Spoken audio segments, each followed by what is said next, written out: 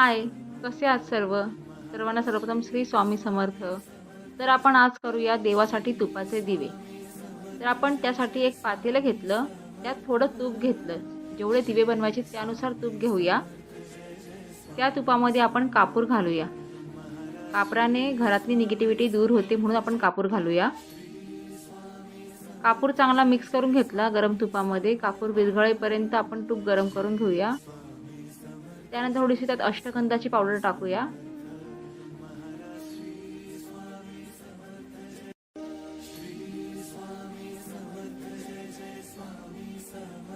आता माझ्याकडे हा चॉकलेटचा मोल्ड होता. मी त्याच्यामध्येच तुपाचे दिवे बनवते. तुमच्याकडे असेल त्यात बनवा, नाही तर मग वाटीमध्ये बनवलं तरी चालतील.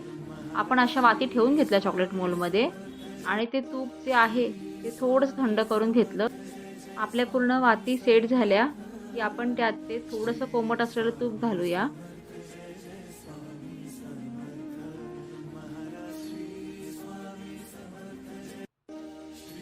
हे असे घरच्या घरी बनवलेले दिवे देवाला लावण्यासाठी खूप छान आहे, कारण यात प्युअर गाईचं तूप आहे. आपण शुद्ध गाईच्या तुपाचे दिवे देवाला लावणार आहोत.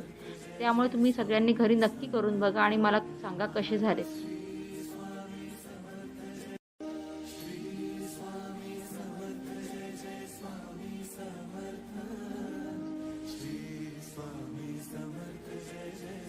हे सगळं बनवून झाल्यानंतर मी याला फ्रीजमध्ये सेट करायला ठेवलं आहे. आता बघा, हे थोडे सेट झाल्यानंतर हे दिवे कसे तयार झाले. तुम्ही बघू शकता किती छान तयार झालेत हे दिवे. आणि देवाला मी तुम्हाला लावूनही दाखवलं आहे की दिवा कसा प्रज्वलित होतो.